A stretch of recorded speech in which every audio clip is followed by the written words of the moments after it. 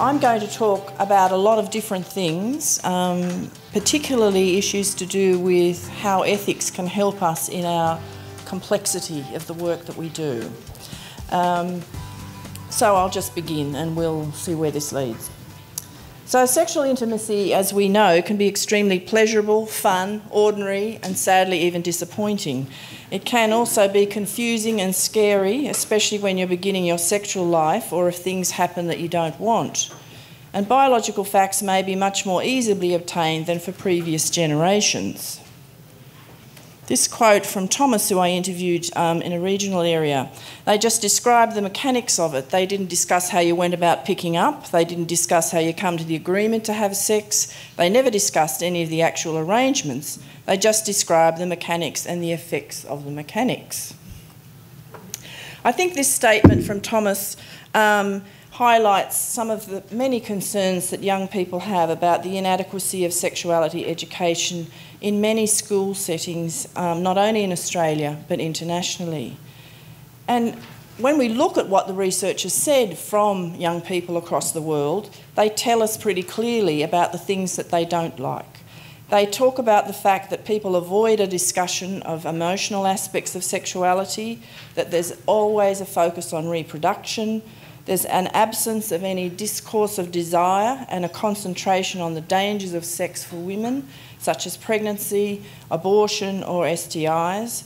They also thought discussions were limited around sexuality to sexual intercourse. There was frequent avoidance of discussing same-sex desire and a failure to engage boys and a focus on girls. They were acutely aware of the awkwardness of teachers in answering difficult questions. I think they've pretty well summed it up. And as Louise Allen, our colleague from New Zealand, points out, there is a big gap often between the official discourse of sexuality and the unofficial discourses and the embodied practices of young people. For us to transform some of these sexuality cultures, we need to understand this gap, and we also need to understand the highly politicised nature of sexuality education. So in my discussion today, I want to raise some of the competing views about sexuality education, and I know Mary Lou and Maria will also touch on some of these issues as well. But I particularly want to highlight some of the ethical issues and the implications of these positions. I then want to talk to you a bit about the Sex and Ethics program that I've been involved with for a number of years, that I developed in my as a response really to the criticisms that young people had about the failure of current education. So you might wonder, why do we want to talk about ethics? Oh God, is she going to give us a lecture in philosophy? We'll be bored by morning tea. Hopefully not. But I think a few words are probably necessary to give you a sense of what I mean by these terms. There's a lot of confusion often about the way in which terms like ethics and morality are used, and they're often used interchangeably, and often as a binary opposition. Ethics are concerned often, for some of us, about what is right, what is fair, what is just, or what is good, and what we think all of those things are can vary depending on who we're talking to. I think a useful way to consider this is a comment from Weston, who suggests the point of ethics is not to actually moralise or to dictate what is to be done. Rather, he suggests, its point is to offer some tools for thinking about difficult matters, to recognise that the world is seldom so simple or clear-cut. Struggle and uncertainty are part of ethics as they are part of life. And it is this kind of struggle and uncertainty that I've been trying to work with in relation to trying to understand how we can do better for young people around issues to do with sexuality education and sexual assault prevention. So I'm interested in the complexities associated with intimacy, with consent, and all of those elements. But just a few other comments on the issues and the ways in which ethics are used. They're often not systematically or consistently used the same way in philosophy or social science.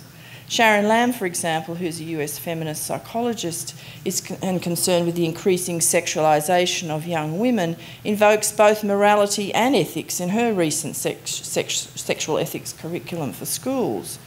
And on the other hand, secular and religious ethicists often explicitly make distinctions between morality and ethics and try to indicate a different political stance.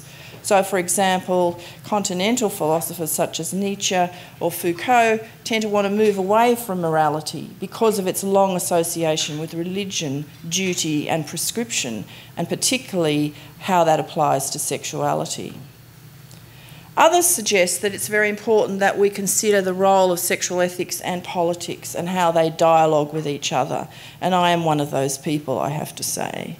I think also it's important for us to understand that ethics is not a one-off decision. It's a lifelong process. We all, if we could reflect on our lives, I'm sure, could think about moments where we could have done things better, where we could have been more concerned for the care of the other person that we might have been having a dialogue with, or we might have been having sex with, or we might have been working with. It's not a sum total of, it's not a one-off, and sometimes people think that, and I think that's a misreading of how useful ethics is. And as Freud says, ethics is an art, and it requires practice, and it requires learning in order to acquire its skills. So I think we're constantly learning if we're committed to the idea of living an ethical life. Okay, so there are therefore diverse ways in which people conceptualise and embody issues of morality and ethics. And bearing in mind these definitions, I want to use them in three particular ways in our discussion this morning. One is, ethical approaches can be useful in helping us critically reflect on the implications of competing views on sexuality education. Secondly, an analysis using ethical questions can assist us in critically examining our own practices and the choices we make in relation to content, delivery, values, and who is educated. And finally, I'm going to use it by applying a particular framework that I developed embedded in the sexual ethics framework, sex and ethics program, which can assist sexual decision making for young people and others.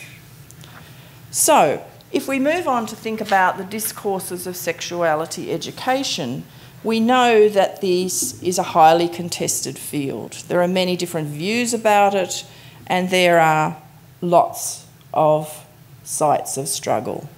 Who should be taught? At what age? What should be taught? How much do we tell them? Who should it be taught? How should it be taught? And when should it be taught and by whom? These are questions that occur both socially, have particular meanings in particular context, might have a particular meaning in one rural area and not in another, might mean something different in an urban area, it means something across states, it means something across countries, and it means something internationally and in various cultural groups within all of those. So it is a very complex field in which we find ourselves and in which we continue to work. Often people simplify this by reducing it to two kind of areas, binaries. I know, Maria, you'll be going, no more binaries, please. But for purposes of the argument, let's say anti-sex discourses, for example, tend to aim to limit and control young people, and it appears that they're very fearful of sexuality and all its messy embodiments. More conservative groups arguing that it destroys children's innocence and awakens desires that are best left sleeping. One recent example. A recent rally in April in Ontario, Canada, who I often think of Canada as being terribly progressive, saw thousands of angry parents demanding the government scrap a proposed new sex education curriculum. The curriculum is aiming to include information on shock horror, same-sex relationships, dangers of online bullying, masturbation, oh my God, and gender expression. Parents' objections included, and I quote, "the risks of prematurely giving children heavily sexualised content. We do not believe prepubescent children should be overloaded with graphic information about sex. Note, we want to preserve their innocence as long as possible." Okay. So while others may acknowledge the need for some educational input, this is primarily seen as being focused on heterosexual marriage and the production of children. Those who are suspicious of the intervention of the state into family life see parents as the only people who should be responsible for transmitting knowledge and values to children. In a recent 3-year study that I completed with my colleagues Kerry Robinson and Sue Dyson, we looked at what parents thought about what kind of sexual information and knowledge very young children should have in early primary school. And what we found was that many parents really wanted to do a good job. They were completely committed to it, many of them, but they felt totally ill-prepared to do this, and they were scared about what they could do and they couldn't do. Those who had a very open approach to sexuality talked to their children and gave them lots of information, but this sometimes backfired. One woman told us about how she was called up to the school and asked to explain why her child, who was, I think, probably 6 or 7, knew all the names for body parts, including genitals. And they were threatening to report her to the Child Protection Service. So this, you can see how the tension operates here between this notion of what can be taught, who can tell it, and how you do it. And even for that parent who was trying to be open, trying to prepare her child for having, going into the world and knowing about her body very early on, she came a cropper. That, I think, raises some very significant ethical issues. What are we actually saying there? What are we saying is okay for people to talk about, even for parents to tell their own children about, let alone for the schools in terms of how they're managing that? And I in no way suggest that being in a school and handling these issues is easy. It's highly complex. But there is a question to ask ourselves, what is it that we're providing in that context and what aren't we providing? So often we see when there are kind of a retreat to this sort of anti-sex kind of holding, kind of restrictive discourse, where it staunchly promotes familial values at the and youth abstinence, and the idea of abstaining from sexual activity and avoiding disease. There's, as I said, a focus often on heterosexuality at the exclusion of any other formations, and moral absolutes. What we then tend to see is a bit of a kind of a retreat to harm minimisation. And while harm minimisation is a very important part of our sexual health agenda, I think it's also important to understand that if that is all that people receive, what they're getting is a complete story about sex, which is about risk, it's about disease, it's about the negatives. It's not about the complexity, the joys, the pleasure. There is not a balance there. It's always just say no. And young people know this is crap, basically. They know that it's not okay, that that's not how they feel about it. It's not how they live in the world. And so you get that gap between what is being said on one level and what they're experiencing. And so the dialogue is not possible. It's like they operate in two parallel worlds, and that's not where we would want, I think, it to be happening with all the best intentions. What we tend to see when we get a risk phenomenon dominating is a particular focus also on constructing good and bad young people. This has a highly gendered focus. I found when I went out into the field, and this was a number of years ago, 2008, it was 6 and 8 when I was doing interviews with young people, and it's been confirmed in groups since then that I've run, that young people were still applying a very strict gender double standard. So if young women knew too much or were too active, who decides what was too much, too active is a whole other question. They were sluts. If the men did the same, they were studs. I found this deeply depressing, I have to say, after all the years of trying to argue about, equality, opportunity, women's agency, all of this, that the young women still felt this. So the risk is not only about disease and pregnancy and violence and all of those things, it's also a risk about reputation. How you manage your reputation in the schoolyard, in the context of your peer group, and what values are accepted and not, and how we treat people around that. So in contrast to sex-positive approaches, Mary Lou, I can hear you in my ear saying there's a conceit here about secularisation, but we'll hear more from that in a minute. Sex-positive approaches aim to emphasise pleasure, self-fulfilment and physical and psychological health. And it's seen as a dynamic process, a socio-cultural process, very embedded in the context in which we're operating. That children and adolescents have rights to receive sexuality education, make choices about their sexuality and have sexual autonomy. Now, if we look from some other international examples, if we zip over to Holland, we can see a different kind of experience operating in terms of curriculum. In the Dutch materials some researchers looked at, they found that they don't tell young people what to do, but they encourage them to think through what they want in advance and develop necessary skills to communicate and maintain those boundaries. They include lessons on the importance of masturbation in discovering your own body before you engage with another body. Can you imagine doing that? I'm not sure that that would go down too well across the airwaves. Maybe we're doing it quietly and we're not telling anybody. That's fine, don't speak about it. But it suggests something quite different, doesn't it? The notion that you need to understand your own body before you engage with someone else.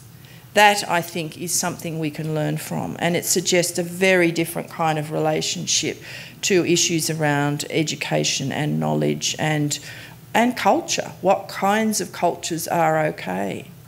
Now, we have a well-known comprehensive program in South Australia run through, which was SHINE, known as the SHARE project, and many of you would be aware of this project. Now, that project in itself had a lot of problems in the early years. It was challenged by the fundamentalist Christian right, backed by Families First senator at the time, and there was harassment and hounding of workers as they went around their business trying to consult with parents and so forth to introduce the pilot program.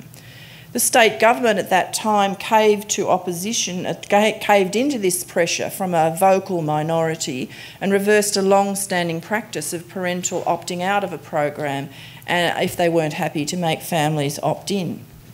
But despite this, parents continued to support the program, which is a positive sign. So let's have a look now at a couple of examples associated with a more kind of comprehensive approach to sexuality education. Okay, I've got a few different images there and I'll explain them in a minute.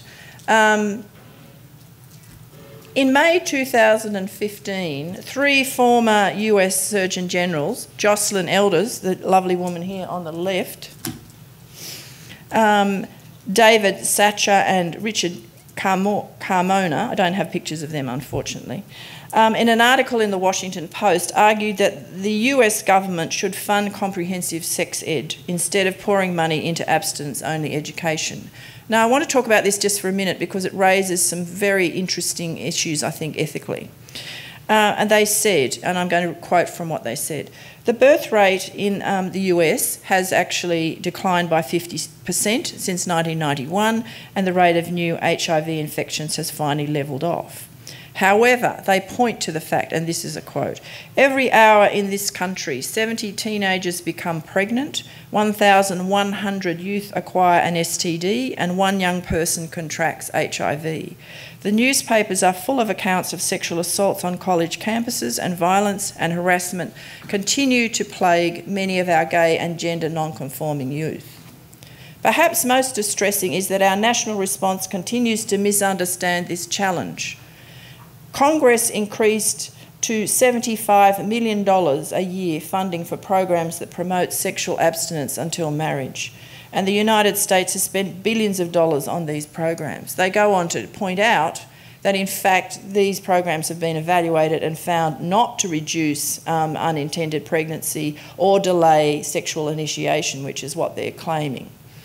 They also point to a very important point, I think, that, and I quote this, "Never mind that by law these programs must withhold life-saving information about the health benefits of condoms and contraception." So I ask you, what are the ethics associated with that? What is that actually doing? What kind of just relationship are we having with young people if we are actually withholding information which could in fact change their lives or impact on their lives considerably? They go on to argue for the importance of comprehensive education, but I won't go there. Why I think this is important, even though the US is a very different country and the impact of the religious lobbies are very much stronger, and every government has to deal with that in certain ways. There are manifestations of that play out even before things happen. I've had a number of conversations with principals in schools who've actually said to me, "We can't do that."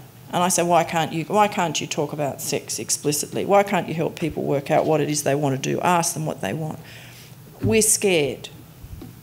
I say, what are you scared of? Scared of parents. I said, how do you know the parents are going to be scared? Have you asked the parents? No. We think they're scared. So we're scared. So we're not going to do it. So that in itself creates a whole dialogue, an internal oppression of actually trying to be risk averse, and I understand what that's about, but it means you don't even try. You don't even try a little bit, tiny bit, then gradually increase it, build your network, so forth. No. Okay. All right. So, moving right along. As we know, social media has transformed the way in which we think about our lives and the lives of people we work with. One of the things that people often focus a lot of their time on in debates about sexuality education is about content. We talk about what should be included and we wonder about it and we think, is it too much, all that sort of thing. One of the arguments I want to make with you relates to technology. As quickly as we might decide to put in content in the curriculum about social media, it'll be, before the ink's dry, it will be out of date. Everything will have moved on. So email and all kinds of things like that, Facebook are old-fashioned. We don't want to know about that. That's, only old people use that, Moira. We don't want to go there. So it's constantly changing, and this will keep changing and keep changing. And the speed at which it's happening, we can't keep up with if we remain content-driven. And this is why I say to you, I think it is crucially important we think about frameworks. We think about ethical frameworks that can be applied to whatever the content is, whatever the situation is. It helps people think this through. So I will very quickly talk to you a little bit about the Sex and Ethics program. And I'm not going to go through this in great detail, so I will talk about this more in the workshop if you're interested. But I'll just say that the Sex and Ethics program came about because of my frustration associated with the lack of any sexuality education that I could find when I started this work in about around 2000, about the combined sexuality education and violence prevention work. They were like two poles apart. They never actually dialogued with each other. There were different people doing them, different kind of training, all of those issues. So this was an attempt to bring it together. And my approach has been focused around trying to move beyond negative risk-driven approaches to sexuality and sexual practices, and to include conversations about sexual assault prevention. So the Sex and Ethics program aims to help young people have a framework in which to make ethical decisions. It's not about telling them what to do, it's about saying something more. It's about asking them to think, to reflect, to consider the implications of things that they might or might not want to do, and at what moment. Okay. This is a very quick, I'm not going to go through all of this, but we cover a whole range of different things in the program. It's 6 weeks long, it's over 2 hours a week, it can be adapted into other things. Those sorts of areas are covered, as well as all of these issues. More in the workshop, so that's a promo for the workshop, folks. I think the most important thing I can say about this in terms of the framework is that it has these elements. See, I'm starting to run out of time now, so I'm panicking. Okay, good. All right. Now, this framework has got 4 steps. The idea of it is to try and help people think about what it is they want out of a sexual encounter, plus what's the implication of that desire on another person. That's why the plus signs are there. They don't exist on your own. So it's no good saying, I would really like to have X. And it's all about me, isn't it? It's all about me, I can have what I want. No, what you want has an implication for another person. And as I often say to people, just because you say you get into a taxi with somebody, and some people say to me, well, that's consent. I go, well, how do you know what you consented to? How do you know what's going to happen when you get out of the taxi and you go into somebody's house? What, have they got a full dungeon waiting for you? Or what have they got on offer? What is it that you are agreeing to by getting into that taxi? And often I found when I talk to young people, they go, oh, well, we don't talk about that. It just happens. My father used to say that. Well, Moira, why are you doing this work? It just happens, doesn't it, sex? I'd go, well, it's a bit more complicated than that, Dad. Because the problem is, if you don't pay attention to what is the implication of your own desire on another person, it can go very wrong, can't it? There can be a real mismatch. What you've got in your mind, where you got that from, and that's a whole other conversation we could have about where they get that idea. What you want, what they want, how you bring those two things together. How do you negotiate around that? How do you find out what is okay and what isn't okay? One of the things the program aims to do is to help people get better at non-verbal communication. I'm not saying everybody has to talk this. Talking in sex can be very difficult for everybody, not just if you're a young person who hasn't even got the words or the language. Some people like to talk, some people don't talk. But we can learn something about paying attention to non-verbal behaviour. And that's why the asking's in inverted commas. And then the 4th part is reflection, and that is an idea about thinking about what's happening. So this looks like a sort of mechanistic model. It's not designed that way. It's supposed to be fluid, dynamic. It's supposed to be able to be applied many times within a sexual encounter, after, together, alone, whatever. What I can tell you in terms of evaluating the impact of the program with young people is that they found it extremely helpful. And they found it extremely helpful, and the ideas and the skills in the program 6 months later when we followed them up. We conducted evaluations. We've run the program across New South Wales, Queensland, WA actually as well, and New Zealand. And we found there were significant changes in their understanding of their own needs and their partner's needs. And we found that 4 to 6 months after the program ended, that 88% of young people reported using the ideas, and 87% reported using the skills they'd learned in the program, which is a pretty good outcome, I think. Just a couple of quick examples of what young people said about that.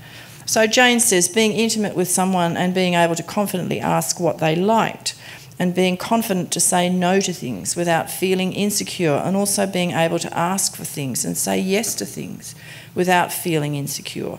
I changed a lot of my behaviours because of what I learned in the Sex and Ethics program. And Rick, it doesn't matter if you're together or not. You may be a couple that regularly has sex, but there has to be consent made. If you are too drunk, you're not in a position to give consent. So they're just a couple of highlights of that. Now, I think it's probably fair to say that you realise my ethical approach is one in which I take a pro-sex stance, yes? I think you've probably picked that up. What I'm trying to suggest, though, in terms of using this kind of framework is that I'm not trying to promote a set of new normative behaviours or a new set of certainties. What I'm interested in is the way in which ethics can inform and foster possibilities, not only in terms of the kind of work that we do with young people around sexuality education, but also about helping them to find ways in which they can work out what it is they want to do. Whether we're still using Instagram in 2 years or whether we're actually doing something else entirely that we haven't even managed, we haven't even conceptualised yet. But how do you work out what's the most ethical way to use social media, for example? How do you know what the person wants that you want to be involved with, whether it's momentary or whether it's an ongoing relationship? How do you negotiate that territory? And I think it's very important for us in terms of thinking about how ethics can help transform cultures, that we listen very closely to what young people tell us about what it is they want. That instead of spending time telling them how they should be, that we ask them something like, who do you want to be in your world right now, and what can I do to help you with that? I think that's a very different position. Thank you very much.